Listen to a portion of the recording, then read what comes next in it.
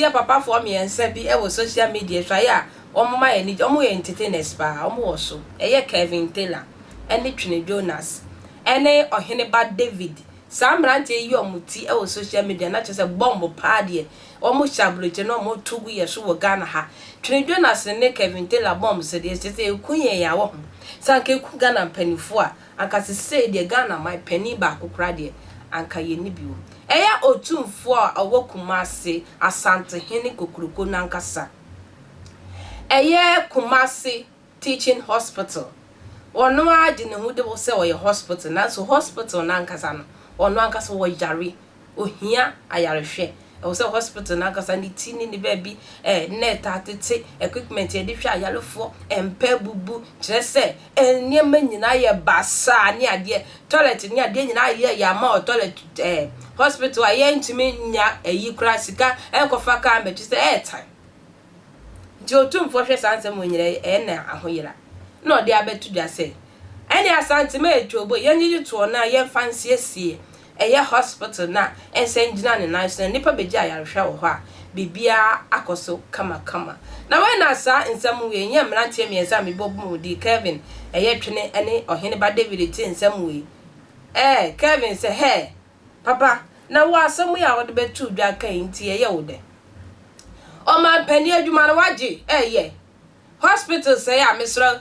ti mamfo na digiska tais ni ya twia ya bre ya humfaso bi ebe mu o ma pani da otwa mu ex president ba kun mahama o betwa mu koye wo sisi hospital ni bi hihye nwura ma Ohene wanti mi ahwe ma ne oba yi current wa ye kufa de bai wan ko biebia no ni nyina nwura afa hospital kese na obesi ka ho se aha ye ye besa akwa ha no ehihye nwura mu wa ba bejira se ye nyiji hwan ne fa ye de hey you are shame Ohene hwe na asem wa meka bi da na wo sa be ka bi mu a ahwe adwuma ye bediu sana Twene Jonas nso se hey nana kwa America na wa shekente na wo the gold ene ne magugugugu wonsa ensem misen yese yesusua enso abase wo se ye kan de wo se ye ka bi na wo the gold agu wonsa no komuni ade bi dida wasen nyina na mo bedu time wo gotwa treatment wa brochira wo be si fam no na wo she coat o pese obisa wo se na no Otumfuo aya gold ni niema na wo de hihye ekọ na de na wo ba wo dress the same member wa ko twedi se sika no se wo ka so de yes Kumasi teaching hospital a ebetumi ya esi beye 100 kra sa sika ni nyira wa hifa you are very asem wo ka hye ho de akua mentimi nkam ti so odoso po no o twa na da panka se hey wuti memu ne obetua sa ato na ye Otumfuo so wo gigi edi esie sa hospital no utiwe abofom pa enya sapapa de ebi nimti so mo asiesie bi asiesie hospital ni pese hospital ni gira na so on friend na Akufuado on no ye president osiesie ni asai ene ne aye nyina yentie sa memu embra papa fui yentie omra Otumfuo osetutu akasa na de akwesini ni se Andrea ne yeka bibi se Otumfuo osetutu se opeso oboa na yajijiska ne yede koye Komfanochi teaching hospital Kumasi ye na Andrea me can be brave. I said a lot about this because it is not the responsibility of individuals and I say ahemfo se ende omo no be renovate government edifice ana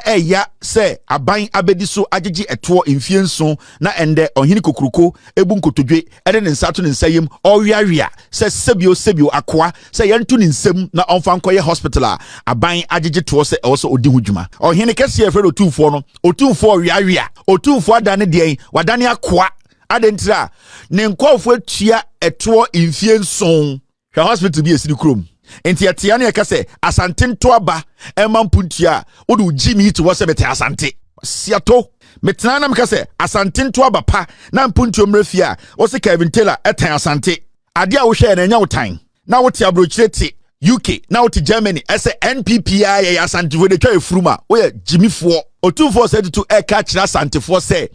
obi anyi ni bottom sika 200 Ghana ne yankeke zie ni amfanya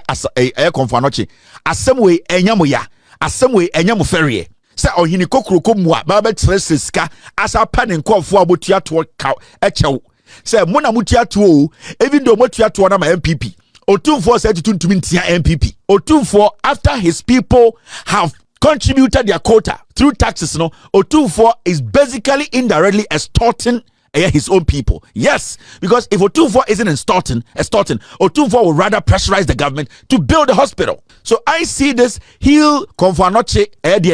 hospital. No, Otumfuo said to do is extorting from Asantes, because if you really want this to be done, it is not through 200 Ghana. It is through the amount of taxes Abana Jeffrey or huge amount to take care of Konfanoche. Into today, because young person be can MPP, because mention person be catch MPP say onya hwa santimemu Konfanoche na edwiri gu no hospital na aban bi ba ye be see eguo Otumfuo say tutu engina aban wezi so mumbie okọ eye wait eye afare me be church hospital. Thank you Mr. P, thank you Mr. S. Where afare 38 military hospital inside Ashanti region is wo. And so I have for say yanyi 200 abra yetua eto infie nson Otumfuo indirectly is extorting Asantes, because Otumfuo na sebio owo tumi obetuma kasa kira ban no obetuma kasa kira Asantes se mama tuma ban we if you say hospital ebe komukura na ebubu, this hospital is sitting there. Otumfuo hu de bia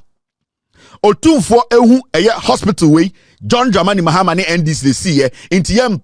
ma MPP for pressure emomum bie. We aye John Mahama ni see we aye NDC for the Sima Asantes sebio Otumfuo chiaminya problem sebio ne yare ba yebetumi na koto agene nkwa enti yeti Ghana se siana Otumfuo ka se Asantes 200 enfrom botom no Asantes se ebuso Otumfuo se na yeto ne atuama MPP no mo de yedien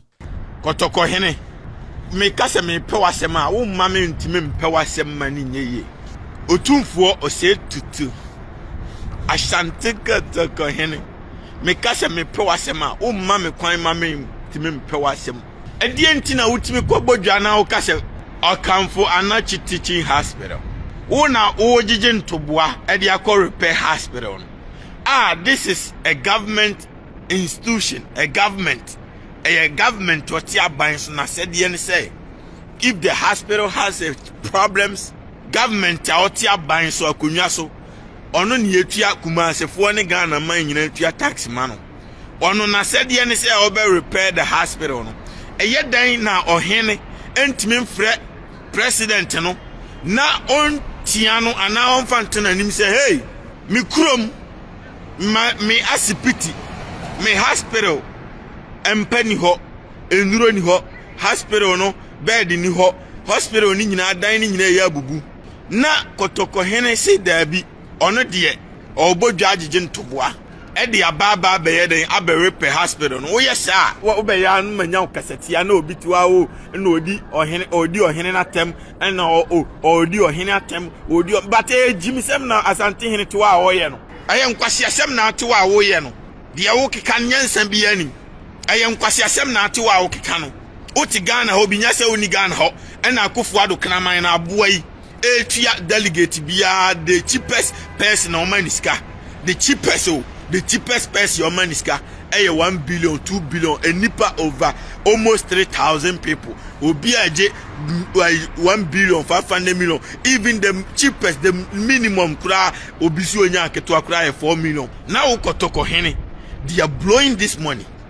na kwasiampa nyini oti wo se Ghana ni bojwa na o ye nkakra odwoma yi nkwasia yi levi abesom kono Ghana ni nkakra de atwa loto ankwasia loto chacha ho tax abesom kono ni nkakra o ye nkakra covid tax abesom kono on san koyi sika from free baby emeye contribution yen fan repair hospital Asante kotoko hin kan koda sumia so na dwene na jankwase asem no sretwe diampon okukuruko a ye nyina ye dan ne se Oma 1 year bin kan wo fie ho na fa tena asase so na wo de agi wani kakra enti a mekan we ni se ye obi wo ho adwenbone a hye ni ti ma wo de osi ebegu a enwu onfa ho saa na obi tie be wa ya asodin kakra wa ye nhwehan ate wa buani agu niema so ache wa tena se ache sesei no empenfo wa kasabebuo bi yese achia nanso emuye esen kasabebuo nyina kayanim guase kase pa na ebeda wo so wonkwan na nyina afia kobi eye mo ba we ya oba ye we die obegu asanteman sei kurom ye de wa besi so Ohene me biema no kasa bia ese hey enya na dwuma ene na de na ye de ne besi so what you man me ye de obetran so 1999 almost 25 years ni nana wadwuma potin ne sen enya na dwuma no ye gege tax mo Otumfuo sei tu enkraman no amobie mu ano se ye nyege tax mo Otumfuo sei tu no Otumfuo sei tu timi sole pa tia ne ministers or the saying MP4 ehye na se omosom aban mu Oba tampa for na iso ma se traveling to na me de example ekuantwa makra